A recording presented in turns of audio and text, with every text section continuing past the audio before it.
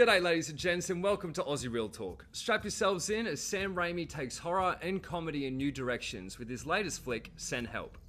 Having been in the business for decades now, Sam Raimi is one of the few remaining long-time Hollywood directors who continues to release projects that genuinely entertain and satisfy audiences. It's been a while since we've had a truly no-holds-barred Raimi-style thriller.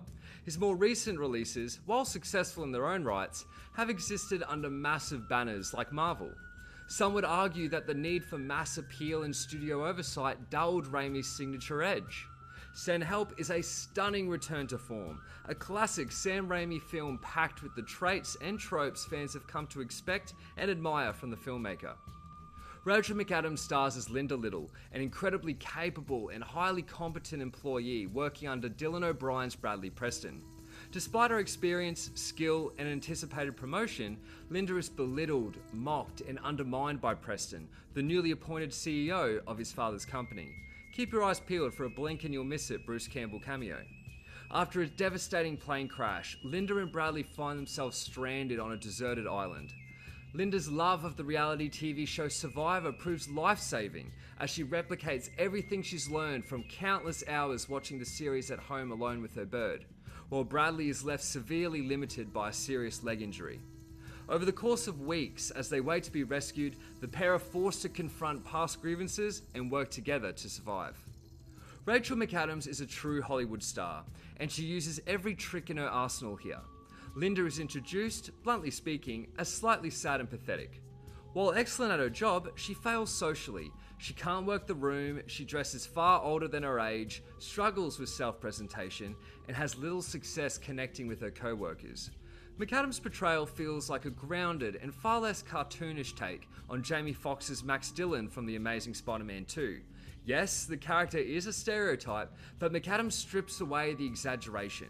Scenes like Linda talking to her bird while preparing dinner in her apartment feel painfully real.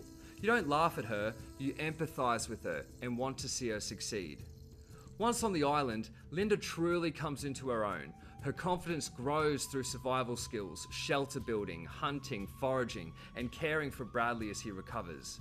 She thrives in this environment to the point where it becomes clear that she doesn't even want to leave and return to her old life. A brilliant directorial creative choice sees McAdams appear more radiant as time passes. Her skin gains colour, her posture changes, and she looks younger and more alive. While Max Dillon's villain arc involved electric eels, blue skin, and cartoonish rage, Linda's villain turn is far more disturbing. It requires no effects, no explosions, and no exaggerated hatred.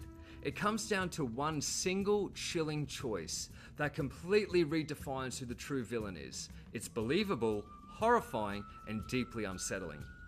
Dylan O'Brien is also excellent. He plays the entitled, arrogant boss perfectly and has fantastic chemistry with McAdams. You hate him immediately, but over time, Raimi skillfully manipulates the audience into occasionally siding with him instead. Your allegiance constantly shifts between the two leads, and Raimi deserves credit for so effectively flipping protagonist and antagonist expectations. Raimi directs the hell out of this movie. While there are a few story hiccups and some weaker visual effects, the film is bursting with inventive camera work and thrilling direction. The action and horror sequences are elevated by bold choices, including an incredibly bloody and graphic boar hunt. Raimi's signature close-ups, especially on eyes and facial features, are present in full force. Blood, vomit, guts, saliva and snot are all emphasized in grotesque detail, riding that perfect line between horrifying and hilarious. The jump scares land every time, with no cheap fake-outs. Makeup and practical effects are classic Raimi, disturbing, visceral, and impossible to look away from. Even subtle fourth wall breaks are used to unsettle audiences and build an uncomfortable intimacy with the characters. Danny Elfman's score is also a standout. It's unmistakably Elfman, balancing whimsy, tension, anxiety, and dread. Just as Raimi's fingertips are all over the visuals, Elfman's music pulls you deeper into the experience and enhances every tonal shift. Real talk, Send Help is thrilling, horrifying, disgusting, and hilarious. Everything you want from a Sam Raimi film. Rachel McAdams and Dylan O'Brien fully commit, delivering dynamic performances that constantly shift audience sympathy.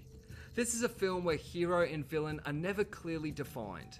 The action, horror, production design, cinematography, and Danny Elfman's fantastic score come together to create a wildly entertaining experience. A near-perfect popcorn flick that keeps you hooked from start to finish. Aussie Real Talk gives Send Help a 4.5 out of 5. What's your favourite Sam Raimi film? Let us know in the comments. And if you enjoyed this review, please like and subscribe. Cheers.